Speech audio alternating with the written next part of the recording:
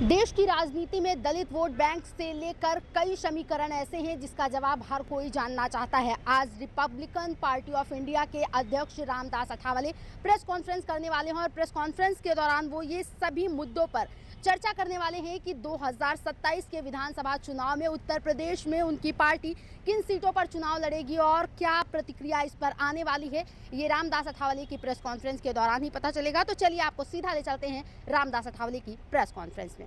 Republican party Bharat के 28 राज्यों में काम कर रही है और 8 केंद्र शासित प्रदेशों में भी आरपीआई का यूनिट है। Republican party of India Nagaland में रिकॉग्नाइज पार्टी है, वहाँ हमारे 2 एमएलए है और मणिपुर में भी हमारी पार्टी रिकॉग्नाइज है। तो 2 राज्यों में आरपीआई को गन्ना किसान सिंबल मिला है और अभी 5 राज्यों में जो चुनाव अभी हो रहे हैं तो उसमें भी इलेक्शन का कमीशन ऑफ इंडिया ने हमको गन्ना किसान सिंबल दे दिया था। और रिपब्लिकन पार्टी ने 18 सीट तमिलनाडु में, 4 सीट असम में, 1 सीट केरला में, 80 सीट हमने लड़ी है। और वेस्ट बंगाल में रिपब्लिकन पार्टी ने सभी सीटों पर बीजेपी का समर्थन किया है। और तमिलनाडु में भी 18 सीट छोड़कर बाकी के जगह पर इंडिया का हमारा समर्थन था। केरला में भी 1 सीट छोड़कर बाकी की सीटों पर हमारा समर्थन था। तो इसी तरह मतलब आरपीआई अभी 2 राज्यों में अगर पार्टी हमारी रिकॉग्नाइज होती है तो रिपब्लिकन पार्टी को नेशनल स्टेटस मिल सकता है। और उसके लिए अगर महाराष्ट्र में हमारे 2 एमपी चुनकर आते हैं तो महाराष्ट्र में पार्टी रिकॉग्नाइज हो सकती है, या छोटे राज्यों में नॉर्थ ईस्ट के सभी राज्यों में हमारी पार्टी है।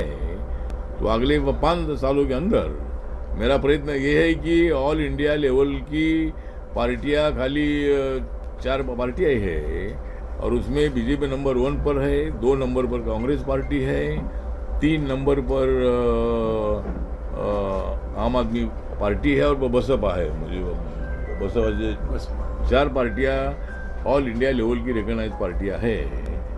तो मेरा प्रयत्न अभी ये है कि अभी 2 राज्यों में अगर हमारी पार्टी रिकॉग्नाइज होती है तो 5 नंबर पर हमारी पार्टी का नंबर लग सकता है। तो इसीलिए हमारी पार्टी का प्रयत्न है कि भाई उत्तर प्रदेश में अगर हमारे 4 एमपी चुनकर आते हैं, 4 एमपी या 3 एमपी चुनकर आते हैं तो हमारी पार्टी यहाँ भी रिकॉग्नाइज हो सकती है। तो अभी हमने तय किया है कि आने वाले 26 नवंबर 1949 को बाबा साहब अम्बेडकर जी ने संविधान का ड्राफ्ट डॉक्टर राजेंद्र प्रसाद जी, पंडित जवाहरलाल नेहरू जी उनको दिया था और उनके मुंह से उद्गार निकले थे कि डॉक्टर अम्बेडकर आप ही इस संविधान के सही आर्किटेक्ट है, शिल्पकार है, क्योंकि उसमें बाबा साहब का सबसे ज़्यादा योगदान रहा है। और इसीलिए नरेंद्र मोदी साहब आने के बाद उन्होंने 26 नवंबर ये दिन को ज़्यादा महत्व देकर 26 नवंबर ये दिन हर साल में संविधान दिन मनाया जाता है। और स्कूलों में, कॉलेज में, सरकारी ऑफिसेज में और अलग अलग जो पार्टियां, संस्थाएं वो भी मतलब मनाती है। तो नरेंद्र मोदी जी ने संविधान को बहुत बड़ा महत्व देने का प्रयत्न किया है। तो ये 26 नवंबर ये दिन है, ये दिन हमारे लिए बहुत बड़ा अभिमान का दिन है। जिस बाबा साहब अम्बेडकर जी गांव के बाहर रहते थे, जिस बाबा साहब अम्बेडकर जी को प्राइमरी स्कूल में सातारा में जब पढ़ते थे तो वो स्कूल के बाहर बैठ कर उन्होंने पढ़ाई की है, वही डॉक्टर बाबा साहब अम्बेडकर कोलंबिया विद्यापीठ में उन्होंने पढ़ाई की, लंदन स्कूल इकोनॉमिक्स में उन्होंने पढ़ाई की और वो देश के संविधान के सही आर्किटेक्ट बन गए हैं। तो इसीलिए वो जो दिन है, ये दिन लखनऊ में मनाने का तय हमने किया है। और जो मतलब लखनऊ में डिफेंस एक्सपो वृंदावन योजना जो है, वहाँ बड़ा मैदान है, उस मैदान में कम से कम 1 लाख लोग जमा करने का हमारा प्रयत्न है। और आने वाले 26 नवंबर को एक बड़ी रैली मतलब हमारी वहाँ होगी। और इस रैली में रिपब्लिकन पार्टी का जो एजेंडा है, रिपब्लिकन पार्टी की जो डिमांड्स है, रिपब्लिकन पार्टी क्या करना चाहती है उत्तर प्रदेश के लोगों के लिए, ये सब डाटा हम उस सभा में हम अनाउंस करेंगे। तो इसी तरह और आने वाले जो लोकल बॉडी के चुनाव है ना, अभी नहीं, विधानसभा के बाद होगा। तो विधानसभा के बाद लोकल बॉडीज के चुनाव आने वाले हैं। लेकिन अगर हमारी रैली अगर सफल हो जाती है तो भारतीय जनता पार्टी को आज ऐसा लगता है कि दलित वोट मायावती के साथ है, तो फिर आरपीआई को साथ में रहने का क्या फायदा है। लेकिन आज बहुजन समाज पार्टी जो सत्ता में रही 206-7 सीट उन्होंने चुनकर लाई थी। वो बहुजन समाज पार्टी की एक ही सीट आज विधानसभा में है। तो बहुजन समाज पार्टी का डाउनफॉल है। लोकसभा में उनका एक भी मेंबर आज नहीं है। जिस बहुजन समाज पार्टी के 22 MP रहे हैं, तो इसीलिए मुझे लगता है कि Republican party of India Uttar Pradesh में एक्टिवली काम करना चाहती है। और जिस तरह संजय जी सिन्हा जैसे भी जो कायस्थ कम्युनिटी के हैं, वो भी हमारी पार्टी में आए हैं। पवन गुप्ता जी, ये अग्रवाल है, क्या बोलते हैं, बढ़िया ये तो ये गुप्ता जी है, ये भी बढ़िया है, लेकिन ये बढ़िया है, लेकिन मैं बढ़िया नहीं हूँ। मतलब ये तो बढ़िया हो, कायस्थ हो, दलित हो, माइनॉरिटीज़ हो, ब्राह्मण हो या मतलब यादव हो, सभी पार्टी के लोगों को, सभी जाति के लोगों को लेकर हमारी पार्टी आगे चलने वाली है। और मैं इतना ही बताना चाहता हूँ कि अखिलेश यादव जी समाजवाद भूल चुके हैं। अगर आज मुलायम सिंह यादव जी होते थे तो अखिलेश यादव जी को महिला आरक्षण बिल का समर्थन करने के लिए बोलते थे, लेकिन आज मुलायम सिंह जी आज नहीं है हमारे बीच में। लेकिन मुलायम सिंह जी का बहुत बड़ा आदर्श हमारे लिए रहा है। और मुलायम सिंह जी जब लोकसभा में थे तब उन्होंने नरेंद्र मोदी जी के डेवलपमेंट के विकास के प्रोग्राम को के लिए उन्होंने उनका अभिनंदन किया था। तो मतलब ठीक बात है, पार्टी अलग अलग हो सकती है, लेकिन अच्छे काम का समर्थन करना ये लोकतंत्र में हर पार्टी की जिम्मेदारी होती है। उसी तरह अभी जो महिला आरक्षण बिल आया था, तो मतलब ये लोगों ने जानबूझकर इस बिल को फेल करने का काम किया है। महिलाओं के खिलाफ इन्होंने निर्णय दे दिया है। जरूर इन्होंने 2023 में जब बिल महिला आरक्षण का आया था तब उसका समर्थन करने का निर्णय इन लोगों ने लिया था, लेकिन अभी बिल इसलिए लाया गया था कि 29 में आरक्षण लागू करना था महिलाओं के लिए।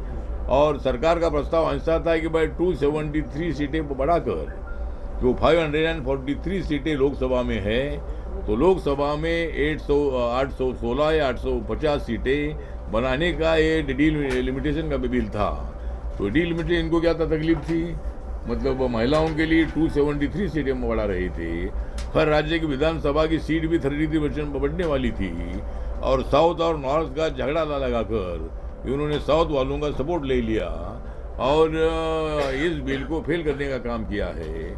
जिस तरह नॉर्थ की सीटें बढ़ने वाली थी, उसी प्रोपोर्शनेट साउथ की भी सीट बढ़ने वाली थी। अभी नॉर्थ की सीट ज़्यादा ही है। तो जिस तरह उत्तर प्रदेश की 80 सीट है, तो 80 सीट में 110 या 120 सीट होने वाली थी। तो इसी तरह हमारे महाराष्ट्र में 48 सीटें हैं, तो कम से कम वहाँ 72 सीटें बनने वाली थी। और तमिलनाडु में 39 सीटें हैं, उनकी 59 सीटें होने वाली थी। तो हर राज्य में लोकसभा की, विधानसभा की सीटें बढ़ने वाली थी। लेकिन साउथ पर अन्याय है, इसी तरह की गलत भूमिका रखकर इन लोगों ने महिला आरक्षण बिल का विरोध किया है। इसीलिए मैं अखिलेश यादव जी को बताना चाहता हूँ कि समाजवाद जो है, समाजवाद महिलाओं को समर्थन करने वाला तो समाजवाद होता है। समाजवाद और आजकल अखिलेश यादव जी राहुल गांधी के चक्कर में हैं, और इसीलिए मुझे लगता है कि उत्तर प्रदेश का महिलाओं का बड़ा नुकसान करने का काम अखिलेश यादव जी कर रहे हैं। अखिलेश यादव जी हमारे अच्छे मित्र हैं, उन्होंने लोकसभा में ज़्यादा सीटें चुनकर आई, उनका अभिनंदन है, क्योंकि जनता ने जो भी कौल दिया है उसको हम स्वीकारते हैं। और उनकी 37 सीट चुनकर आई, मतलब हमारी सीट यहाँ 80 सीट में से कम 75 सीट आएगी ऐसा हमको अनुमान था, लेकिन बहुत कम सीटें मतलब बीजेपी के यहाँ चुनकर आई।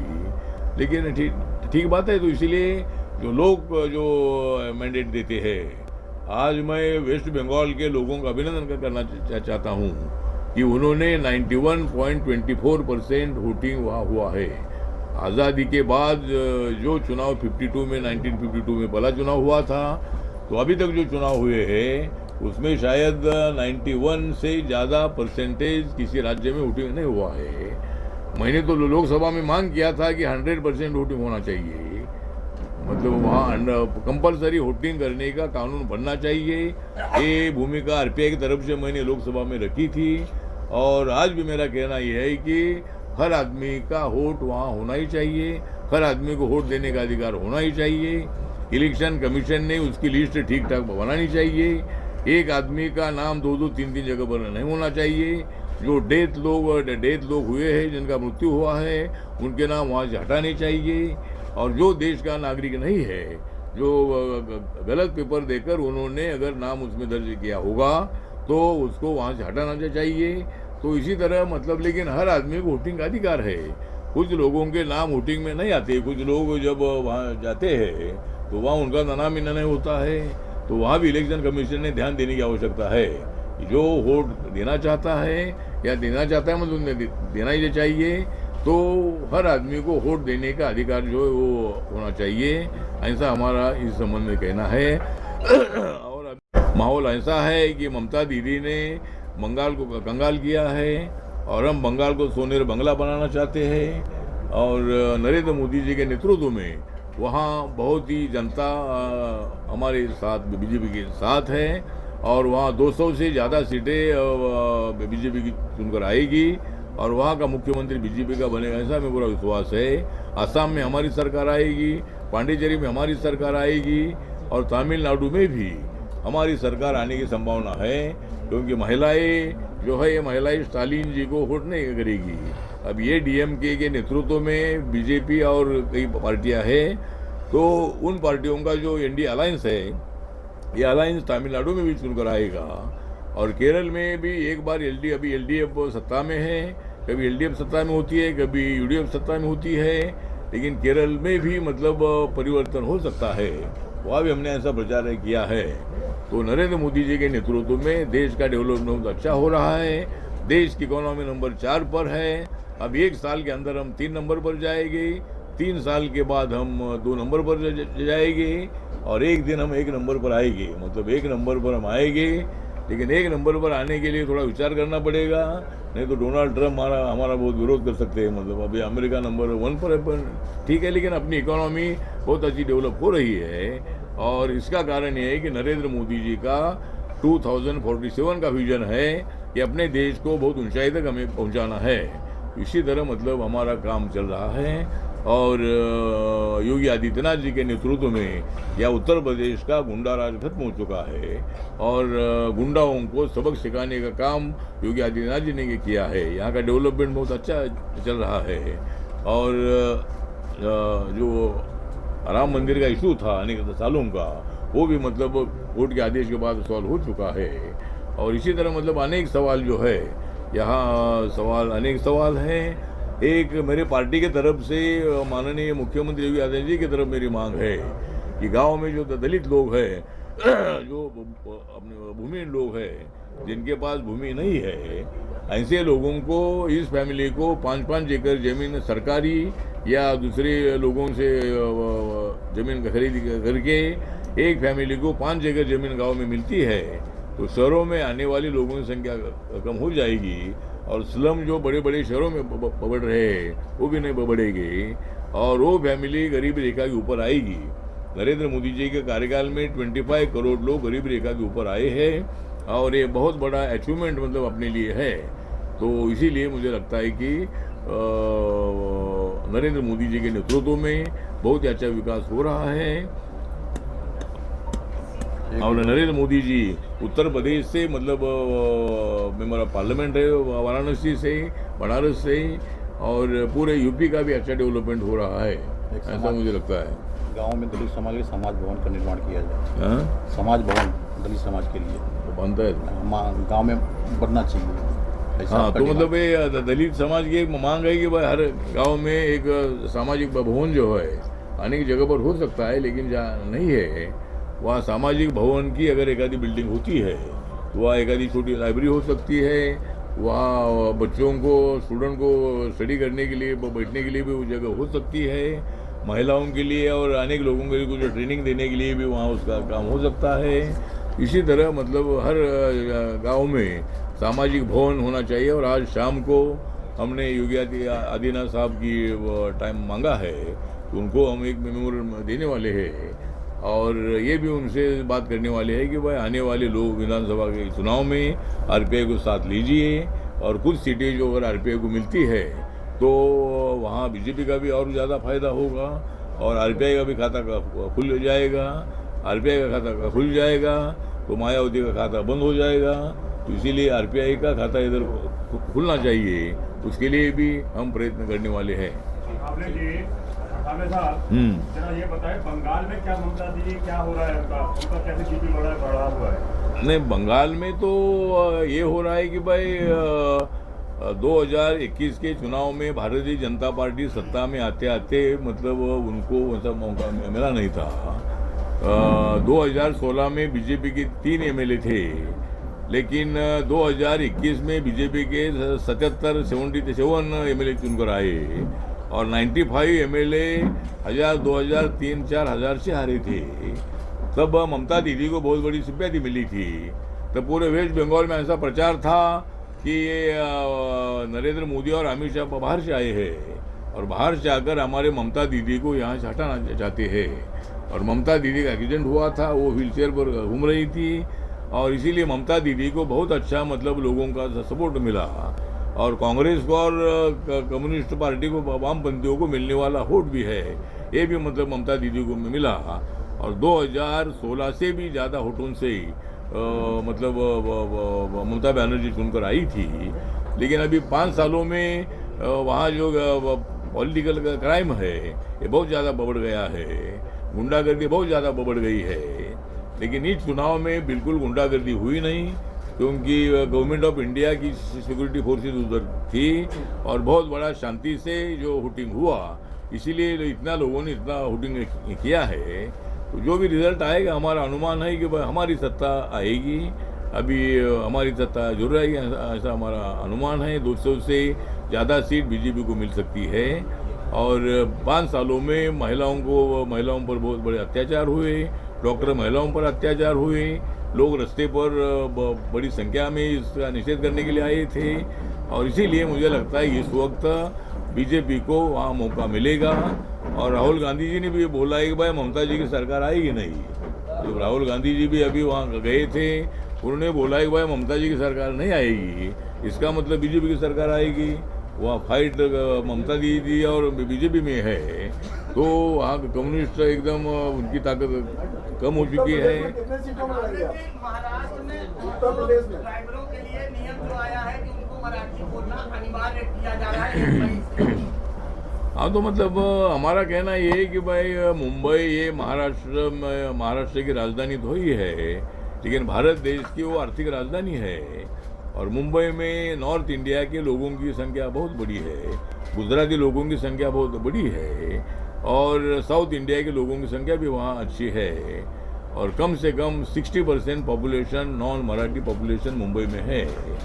और इसका कारण ये है कि भाई वहाँ मुंबई ये फिल्म इंडस्ट्री का एक बहुत बड़ा गढ़ है, इंडस्ट्रियल का भी बहुत बड़ा गढ़ है।